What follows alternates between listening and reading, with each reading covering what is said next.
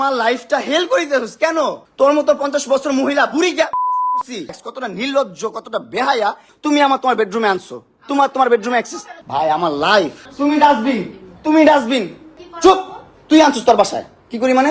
তুই আনছিস তোর বাসায় আমারে? হ্যাঁ আমি যাবো না, তুই বের কর আমার পারলে।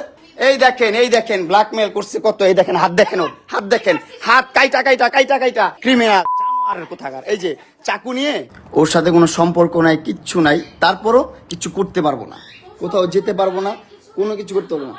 শোনো, তোমার মতন মহিলা, তোমার মতন জঘন্য মহিলা আমি আমার লাইফে দেখি নাই। তোমার মতন জঘন্য মহিলা আমি আমার লাইফে দেখি নাই, বিশ্বাস করো। তুমি এতটা হিটলার, এতটা বুদ্ধি তোমার মাথায়।